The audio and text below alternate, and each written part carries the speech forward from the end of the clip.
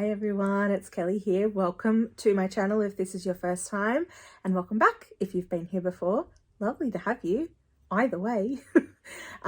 So today we are talking all about the books that I have acquired in the month of September. Now, I don't know if this was just me, but it seems as though I've acquired a lot of books in September and I'm not 100% sure why.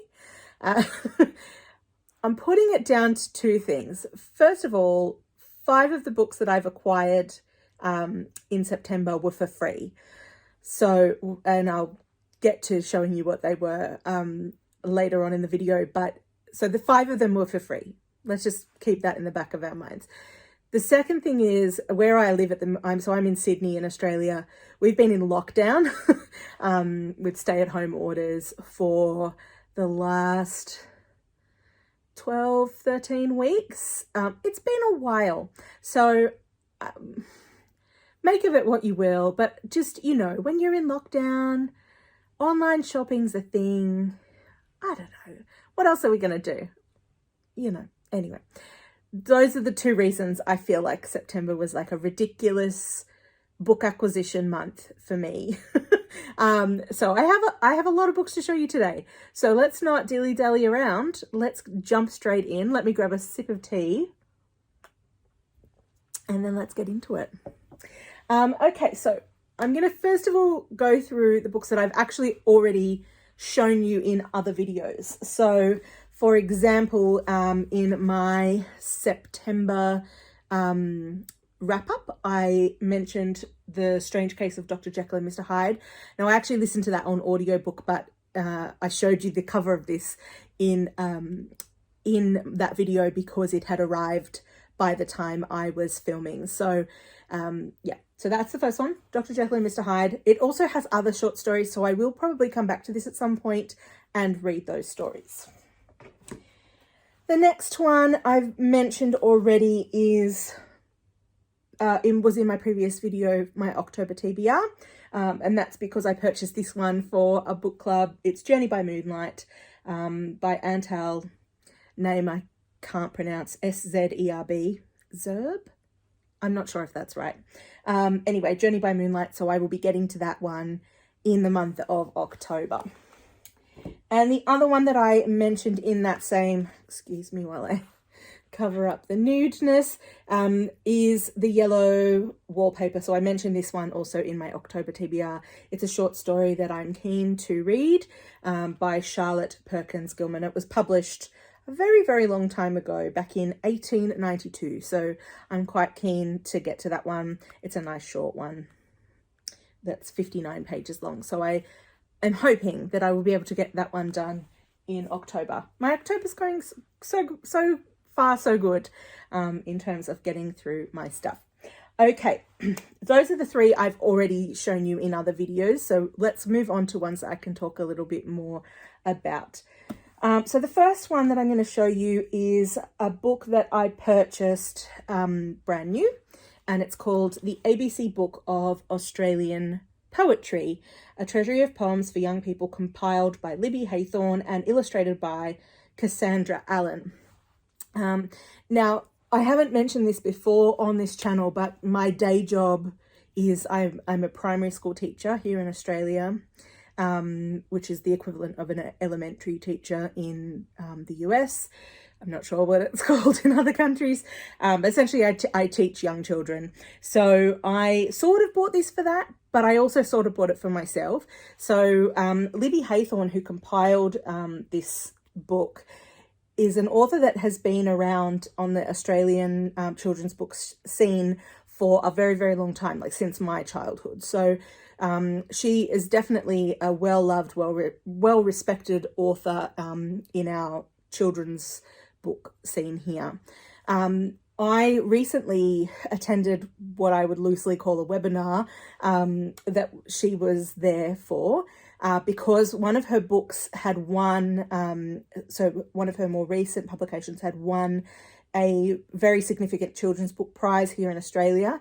We have a body called the Children's Book Council of Australia, and each year they do, they kind of look at all of the children's books that have been published throughout that previous year, and shortlist. So it was shortlisted and then subsequently won. And that was a picture book. So that's what that was about. But in that webinar, she mentioned this book as well. And I hadn't heard of this before, so I ordered it for myself because of that. But it's a beautiful book. The illustrations are just gorgeous.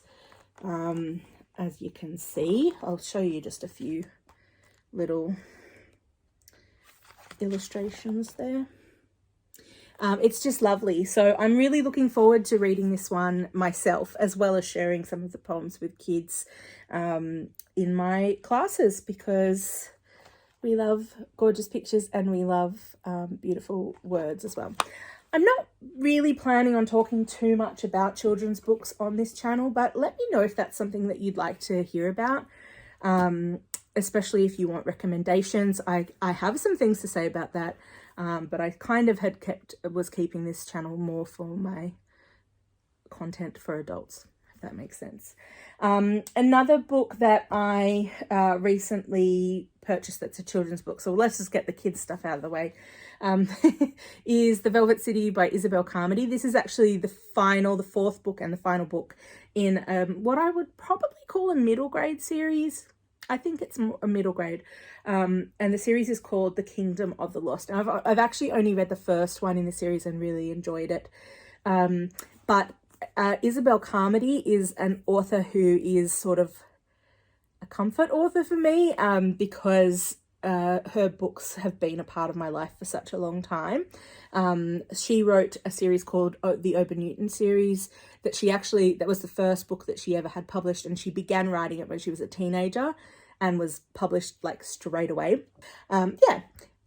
I also enjoy this series, which is more for younger readers. Open Newton's probably more of a YA kind of level. But yeah, this series is more for younger kids, and it follows these two little characters who are sort of people-y, wolfy things. They're not human anyway, and they're called Billy and Zloty, and they're brothers. And in the first one, they're sort of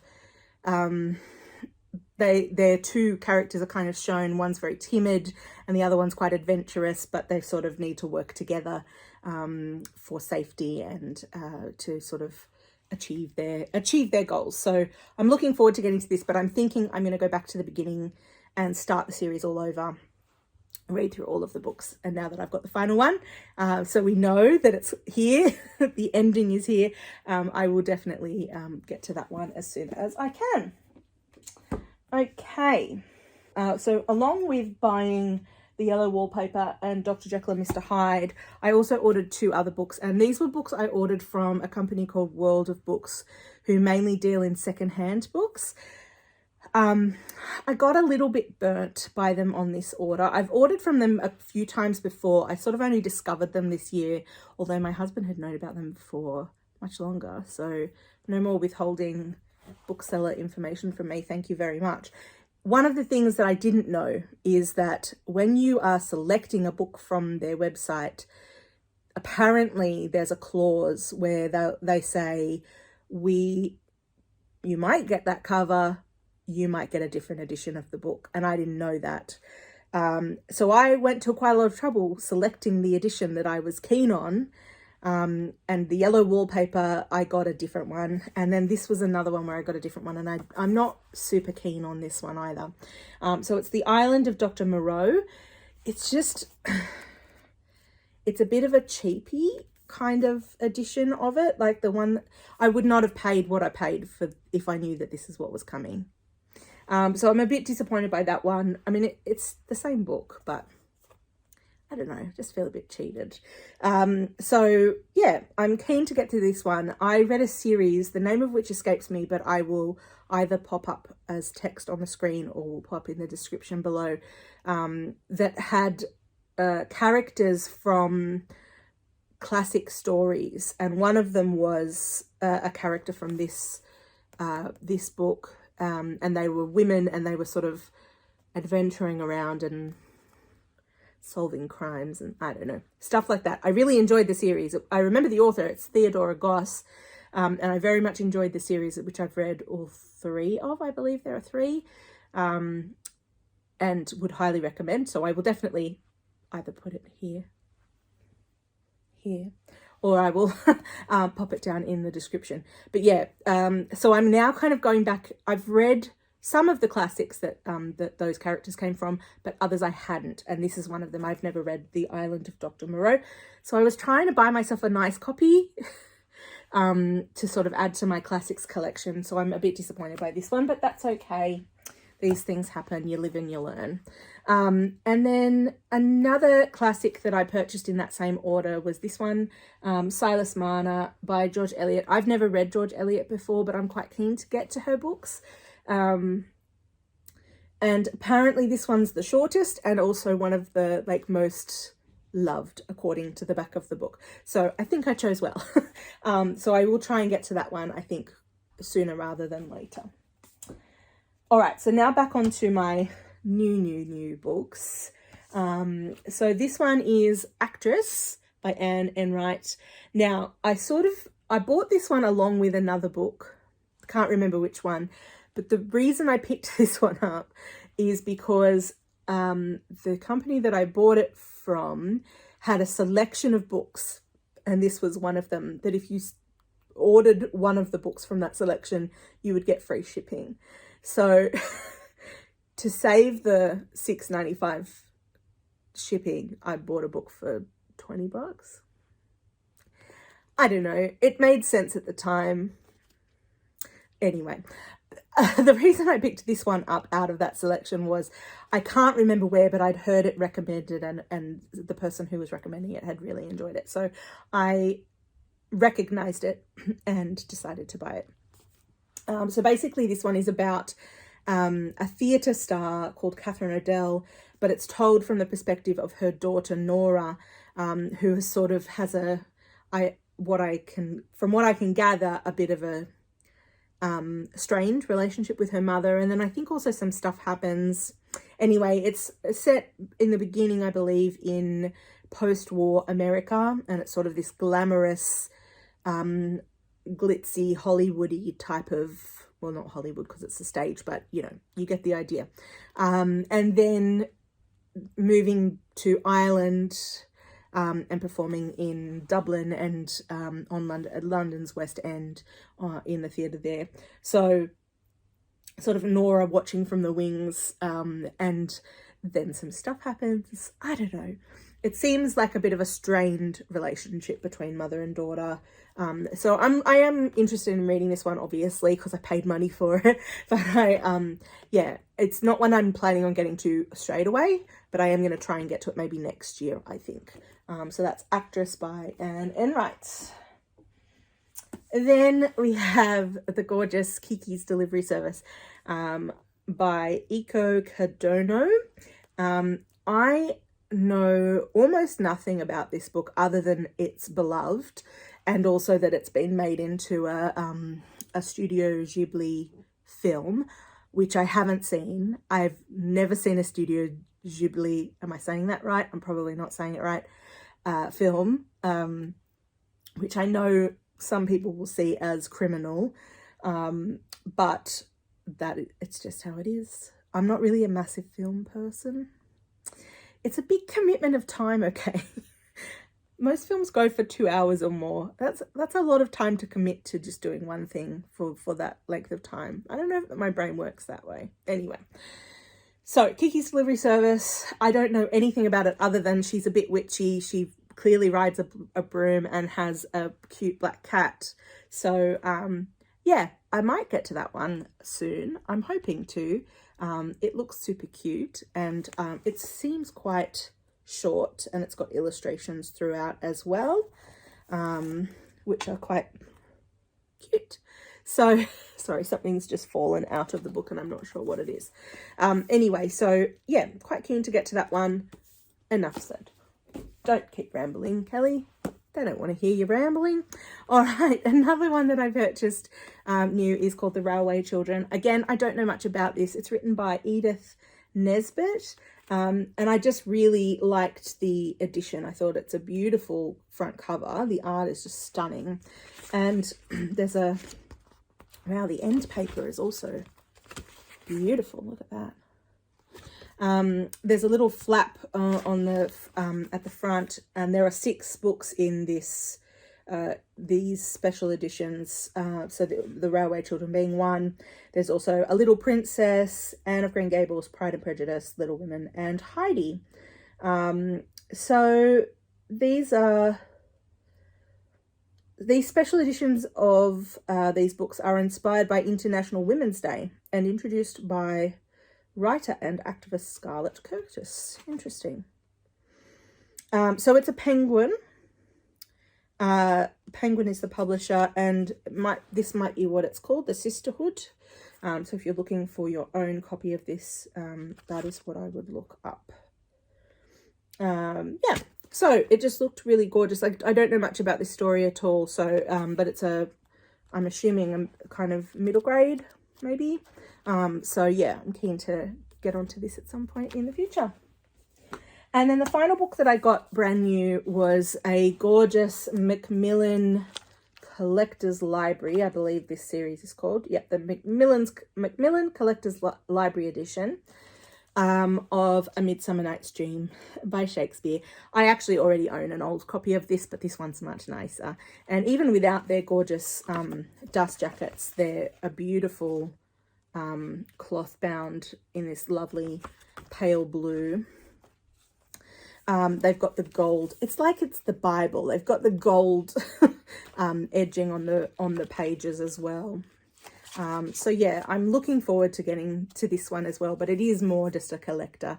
I've got quite a few of the books in this little series, which I kind of started collecting by accident because I'd ordered one looking at the front cover and thought the cover looked nice.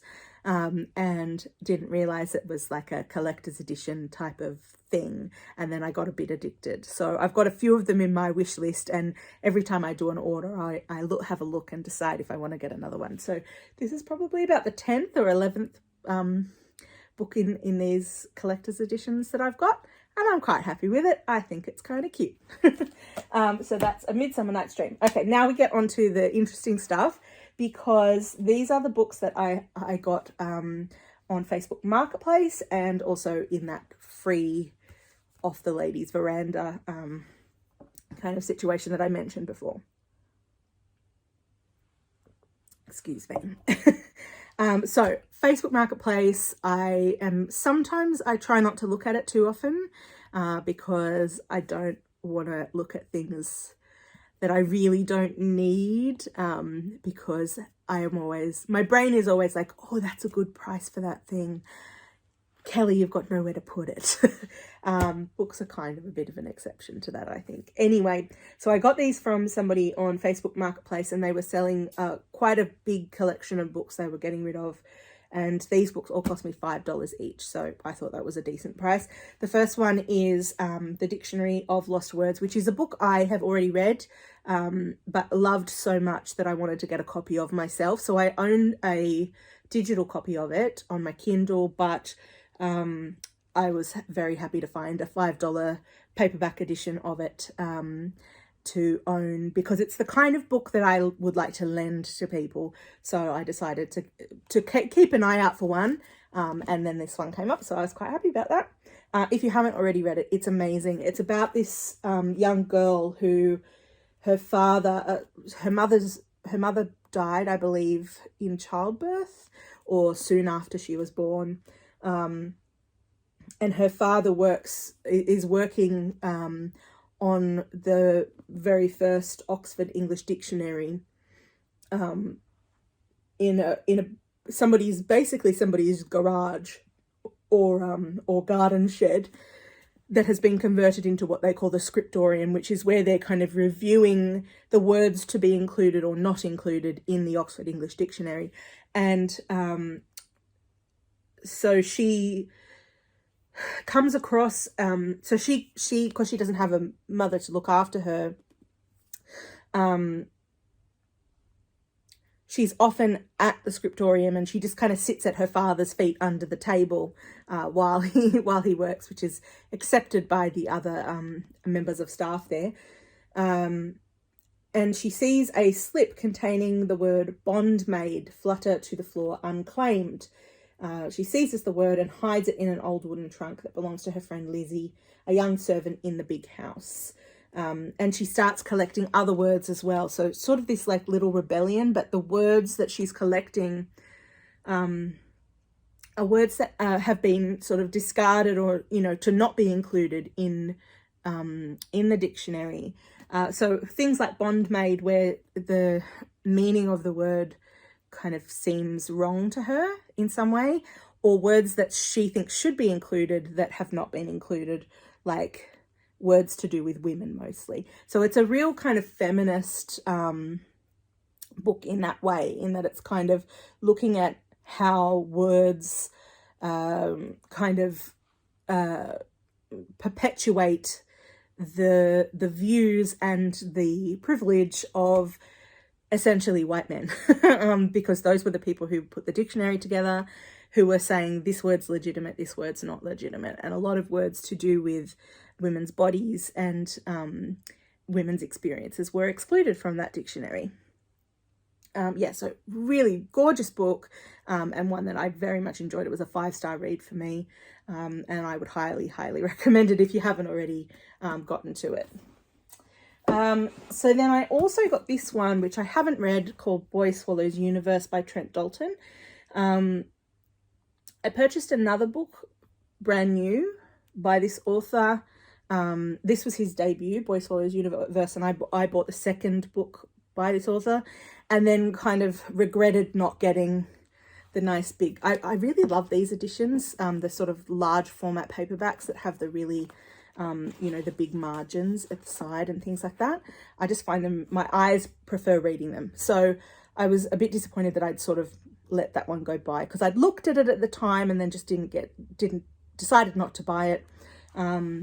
So yeah, I was quite happy to find this one for $5 secondhand from on Facebook Marketplace. Earlier this year, I read a book by Craig Silvey called Honeybee, which was a 5-star read for me, and again, one that you should definitely read if you haven't already gotten to it. I get the vibe from reading the back of this one that it's going to be not the same plot, obviously, but have a sort of similar punch you in the guts, lift you up kind of feel to it. That's my guess from what I've heard, but I know it's one that lots of people love and have very much enjoyed, so I'm going to enjoy, I hope. I'm thinking that I'm going to take this one on my summer holiday, which is coming up in January, so I'm keen to get to it, but I'm going to hold off, I think, until then, because it seems like the kind of book, maybe it's just the bright summery colours, but it just seems like the kind of book I'd like to read when I'm down listening to the ocean and sitting on the veranda of our holiday place that we like to go to. So I think I'm going to save it for then. So I'm going to hold off until then. Another book that I got is Ways of Looking by Ossian Ward, How to Experience Contemporary Art. I'm a massive art fan. I have a pretty big collection of probably what you'd call a coffee table book. So coffee table books about different artists with a particular interest in Australian art, but also like I like all sorts of different things. And I'm definitely a viewer and experiencer rather than a creator. I'm just not that creative or skilled. So I definitely love art. So anything that's going to help me kind of appreciate art better, I'm keen to get into. So this was again another one of the $5 Facebook purchases. Now you might remember if you've watched my September wrap up that I read a book by Joanne Harris, the name of which escapes me at the moment, so I might pop it up on the screen or pop it in the description. And I said in that video that I hadn't realized it was going to be a narrow door, it's called a narrow door, but I hadn't realized when I purchased it that it was part of a series of books that are sort of set within the same universe. this is the one that precedes it. So I was quite happy to find Gentlemen and Players. So this is set at the same place. So it's St. Oswald's, which is a boys' grammar school at this point. In the new book, in the A Narrow Door, they've opened the doors to girls, and they have a headmistress instead of a headmaster. So it's sort of a continuation within the world of St. Oswald. So yeah, anyway, I will get to these as promised in that video. All right, now we get to the freebies. So as I said, there was somebody in my neighborhood was having a sale. And by sale, I mean giving away books for free. I don't know why I said sale. They were giving away books for free a few weeks ago, just sort of towards the end of September. So I popped along. I had some time. So I popped along to have a look at what they had on offer. And I ended up picking up quite a few books. But I'm only going to show you 5 of them here. 1, because I don't know where the other ones are. And 2, because most of the other ones that I picked up were either for my husband, or I picked one up that I thought my mum might enjoy, etc., etc. So these are the books that I picked up for myself from that sale. So we start with 2 non-fiction books. The first one is called The Gentleman's Daughter, Women's Lives in Georgian England by Amanda Vickery. And this book is all about, so it's taken from things like letters and other first-hand sources of information to sort of have a more intimate look at what it was like being a woman in that time. Now, I will say from the back of it, it does seem like it is focused specifically on, because it's on kind of more wealthy or professional families. So I don't know that it's going to have too much to do with, poor people, but possibly that's to do with the availability of material for research. I'm not sure. But anyway, it says that it's based on a study of, excuse me, a study of the letters, diaries and account books of over 100 women from commercial, professional and gentry families. Excuse me. So, yeah, it sounds like it's going to be super interesting anyway, just to kind of learn a little bit more about that time period, and what it was like being a woman at that time. The other of the non-fiction books that I picked up is a little bit more racy. So it's called Lascivious. I think it's Lascivious. Correct me if I'm wrong down in the comments. Lascivious Bodies, A Sexual History of the 18th Century by Julie Peakman. Excuse me.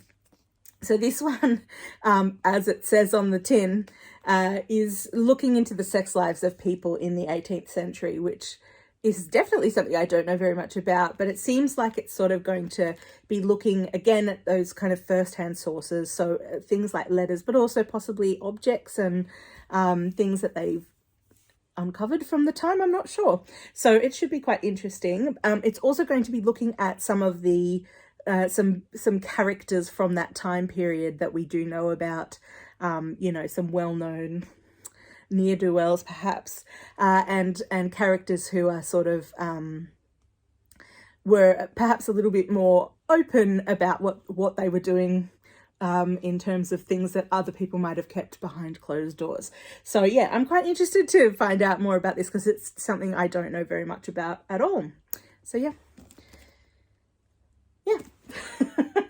Okay, well, we're getting a bit tight here in the old Rustic box, but we are definitely 3 more books to go. And interestingly, I've chosen the word rustic by accident. This one's called Gone Rustic. So it's by an author called Cecil Roberts, who I don't know anything about. I don't know anything about this book, but it was published in 1934.